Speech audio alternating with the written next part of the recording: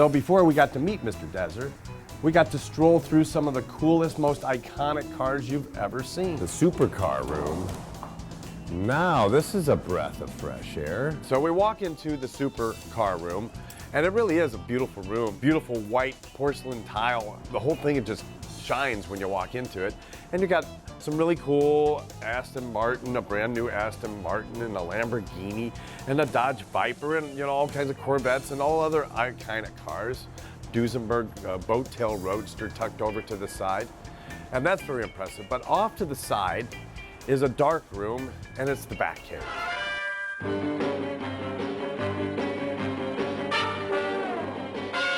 All right, so stop your bitching. Last night you wouldn't even get on a bicycle, but at the end of the day you had fun, didn't you?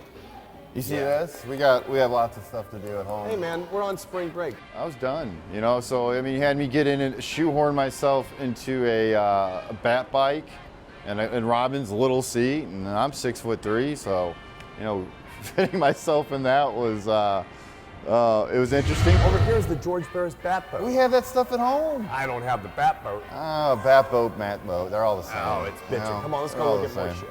All right, well, help me out of here. Get a shoehorn. Is that you? What's that? Oh, come on, man. What'd you do? Steal someone? You robbed the mannequin? Look, I'm watching Chitty Chitty Bang Bang and Chitty Chitty Bang Bang. I've never seen the movie. I know about it. I think there was like a musical about it or something once. I don't know. I mean, I know about it, but I don't know much. Bang, bang, chitty, chitty, bang, bang, our fine four-fender friend. Chitty Chitty Bang Bang was a movie from 1968 starring Dick Van Dyke that was another iconic car movie like no other. It was a fantasy movie for children, and I remember watching it with my mom and dad and my sister going there. I was 9 years old, my sister was 7. We got to sing the songs. This was a time in life was much simpler. The year before this, Batman had come out on television, Hot Wheels had come out, the '67 Corvette was being made. What better time in life to be a kid than in the 60s? And that's me, guys. So, yeah, while Mark might not get this, this is where I come from. And it's pretty special. Oh, wow. We have Fast and the Furious cars here. Okay, now this is a little bit more my speed. Yeah. And that definitely got my attention. And I've followed these cars. I know everything about these cars. Finally, some cars I'm really into. I have the Fast and the Furious franchise right here.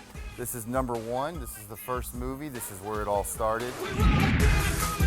That was our hot rod, our muscle car of the time versus, our parents had big block Mopars and Corvettes and American muscle.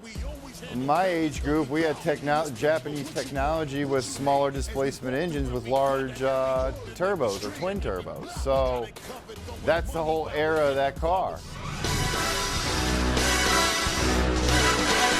There was one thing Mark and I could agree on.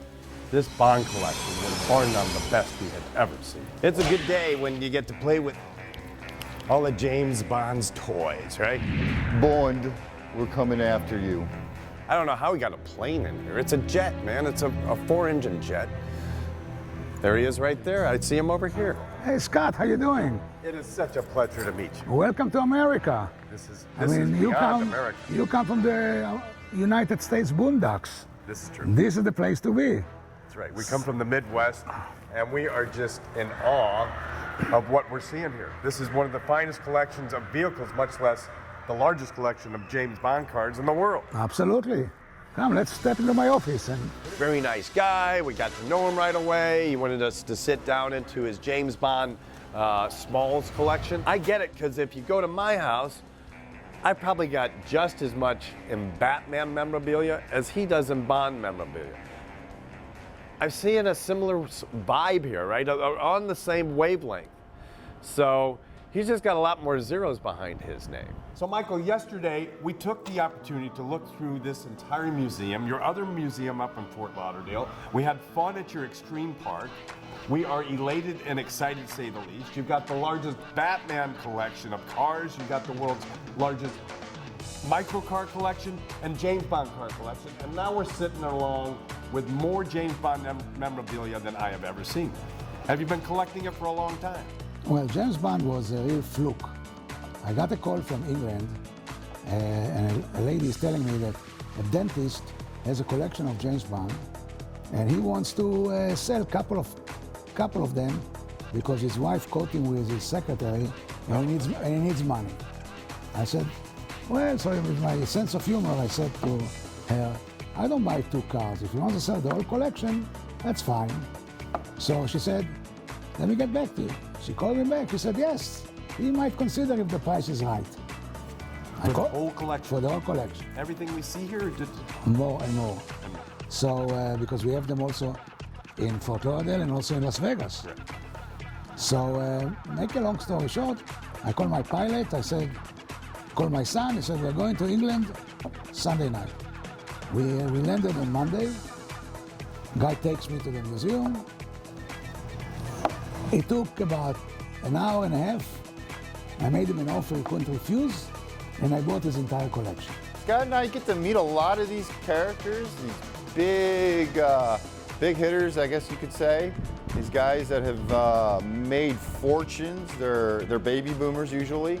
Guys in their 50s, 60s, and 70s that, you know, they made their living, they did very well, and they're out there doing what they love, and some of those guys like cars. You came to America when? After the Israeli Yeah, in army? 62 I finished the army in April, and in November 62 I came here. So I live here already, what, about 55 years. And you came into New York? You went to New York? I came to New York to go to school because they didn't accept me in the Hebrew University in Jerusalem. You were too smart. I wasn't then, you know, but thank you. And I went to New York, and I went to a night school, and I worked during the day on Madison Avenue. And believe it or not, I wanted to learn how to do television productions and television advertising, because at that time, 62, the television just started. Yes. But one thing led to another, and in 65, I think, or 66, I got married, and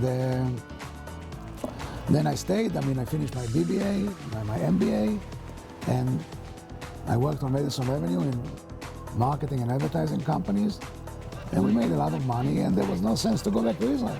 So, as you started to make money, I started to buy cars. you started to buy cars because you had a passion for it. So, Yes.